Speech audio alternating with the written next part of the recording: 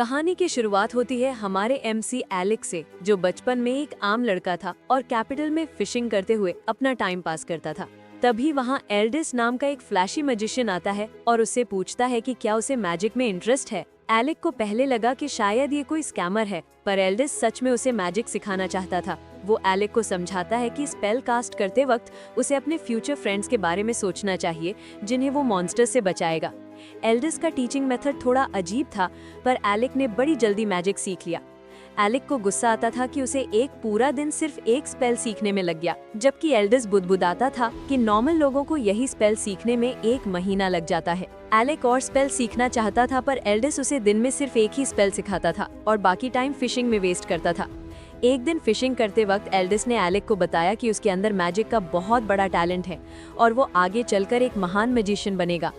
ये सुनकर एलेक हैरान रह गया, पर इससे पहले कि वो कुछ पूछ पाता, एल्डिस की फिशिंग लाइन में एक मछली फंस गई और वो पैनिक करने लगा, जिसे देखकर एलेक हंस पड़ा।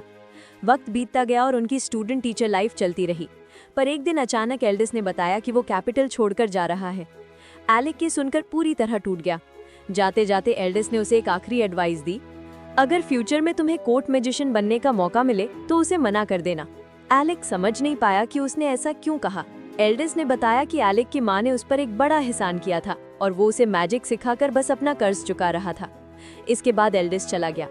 एलेक ने फिर से एल्डिस से मिलने के लिए रॉयल मैजिक एकेडमी में एडमिशन लिया और जी तोड़ मेहनत की।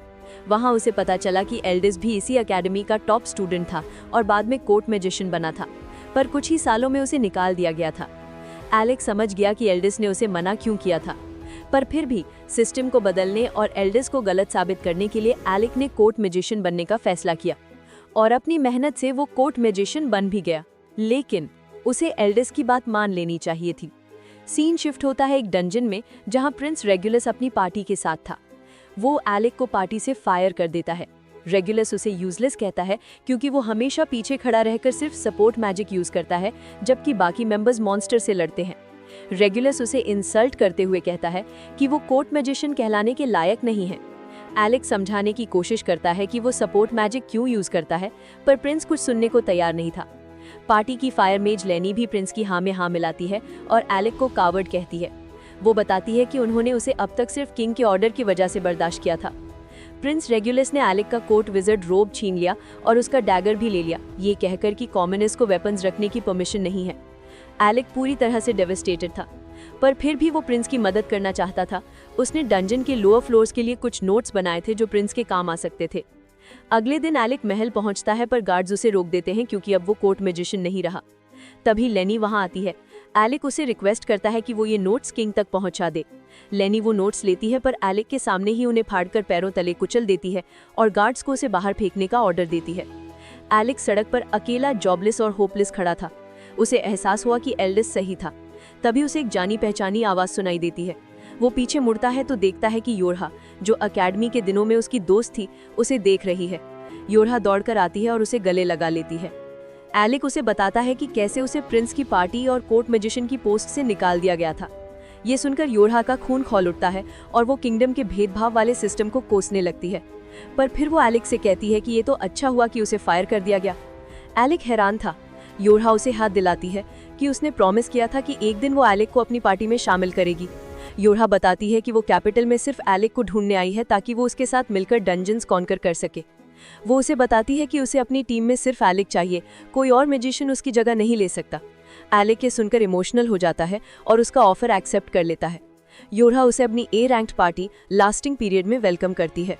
अगले दिन एलेक और योरहा शहर छोड़कर निकल जाते हैं। दूसरी तरफ प्रिंस रेगुलस और लेनी खुश थे कि यूजलेस एलेक चला गया। उन्हें लगता था कि जल्द ही कोई नोबल उनकी पार्टी ज्वाइन कर लेगा। एलेक और योरहा पहुंचते हैं फिजिल, जिसे सिटी ऑफ डंजन्स कहा जाता है।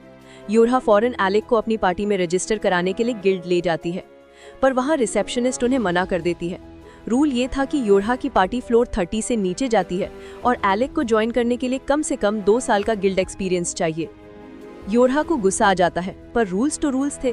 वो और एलेक पार्क में बैठकर डिस्कस करते हैं। योरहा बताती है कि उनकी पार्टी फ्लोर 52 तक पहुंच गई है और वो 2 साल वेट नहीं कर सकते। तो वो डिसाइड करते हैं कि वो वार्म अप के लिए किसी लो लेवल डंजन में जाएंगे। वो एक इंसेक्ट मॉन्स्टर वाले डंजन में जाते हैं। योरहा अपनी रीइंफोर्समेंट मैजिक से एलेक की स्पीड बढ़ा देती है और वो आसानी से मॉन्स्टर्स को मारने लगते हैं। पर योरहा नोटिस करती है कि बग्स की तादाद कम नहीं हो रही है, बल्कि वो और स्ट्रांग होते जा रहे हैं।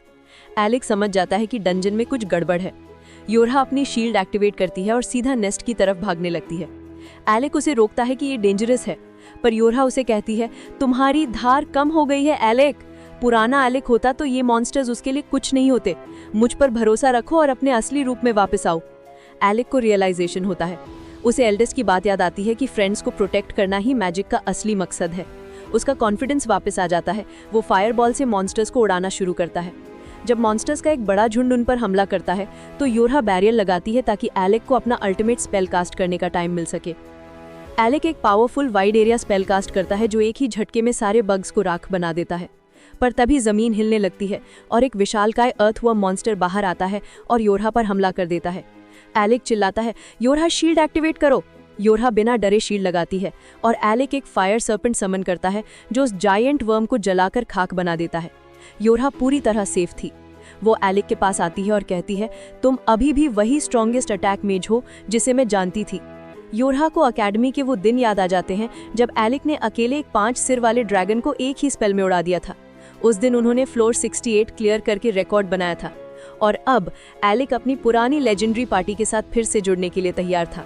तो दोस्तों, एलेक ने साबित कर दिया कि वो यूजलेस नहीं बल्कि ओवरपावर्ड है। पर प्रिंस रेगुलस का क्या होगा जब उसे पता चलेगा कि उसने अपनी पार्टी के सबसे स्ट्रॉन्ग मेंबर को निकाल दिया? क्या एलेक और योरहा मिलकर डंजन के सबसे डीप फ्लोर्स को कॉन्कर कर पाएंगे? ये जानने के लिए चैनल को सब्सक्राइब करना मत भूलना ताकि तुम अगला एपिसोड मिस ना करो।